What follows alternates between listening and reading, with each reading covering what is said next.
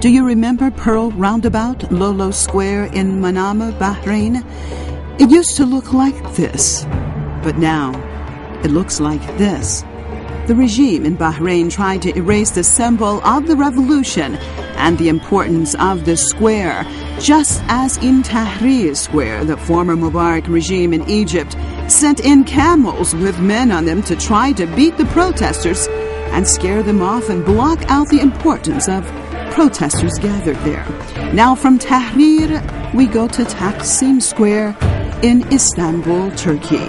The Turkish government has decided that the most well-known square in the country, along with Gezi Park, should be made into a shopping center.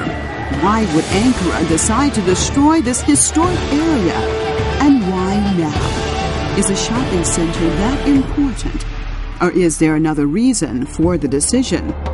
Could it be that perhaps the government in Ankara is making a similar decision like that which was made in Manama? Removing symbols are very significant. Taksim Square is the center of resistance and demonstrations. Otherwise, why would a government erase historical symbols unless it is trying to hide something or stop something? In Manama, the government destroyed Lolo Square because they thought it could stop the revolution in progress by destroying the place that people would gather for demonstrations. Though Manama destroyed the symbol, the revolution continues. And in Turkey, from the decision made by the government to destroy this historic area has come the outcry of the Turkish people. From the plan to cut down the trees of Gezi Park and transform this area, Ankara is witnessing the transformation of its people from keeping quiet to rising up. Demonstrations broke out in Istanbul and has spread throughout the country. There are no longer demonstrations protesting just the destruction of a historic area. There are protests against the destruction of the direction that the Turkish people want their government to go in. The government has responded harshly with tear gas, water cannons, and arrests. Many people have been injured, and at least one person, according to latest reports, has been killed. The Turkish people are fed up with a government they see as more and more going in a different direction than what its people want. The Turkish people did not want its nation to get involved in the Syrian situation, but the government did. The Turkish people kept saying that they had no problems with its neighbors and that ultimately by being involved, it could affect Turkey itself. But the government of Tayyip Recep Erdogan continued to have a deaf ear towards its people and continued working with the Americans and the Saudis and others to overthrow the government in Damascus. The Turkish government approached the Syrian situation as if there was sheer hatred for the Syrians. Even recently, a new bridge was built in Istanbul and named Yavuz Sultan Selim.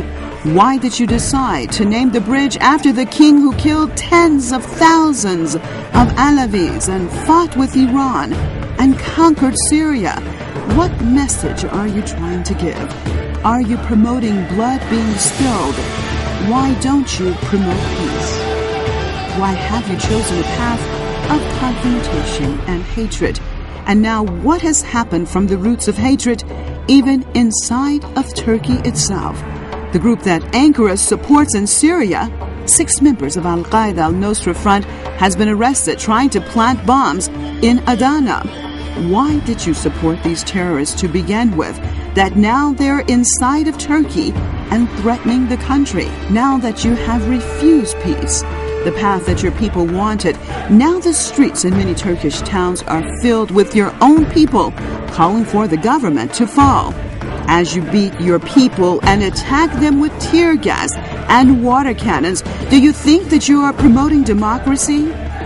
Or are your lies finally coming apart for the world to really see what the government of Erdogan is and what it stands for? It does not stand for Islam. It does not stand for democracy, but simply is another pawn in the hands of the Americans. As more and more people take to the streets, young and old, as even famous singers and actors are demanding a change, what will your response be this time? Will it be what the Turkish people really want?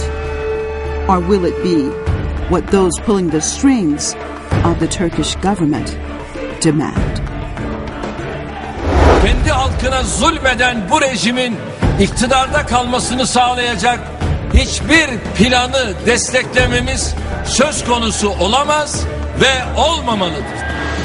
Kendi halkına zulmeden bu rejimin iktidarda kalmasını sağlayacak hiçbir planı desteklememiz söz konusu olamaz ve olmamalıdır. Ve halkın sesini halen baskı ve şiddetle susturmaya çalıştığını görüyoruz.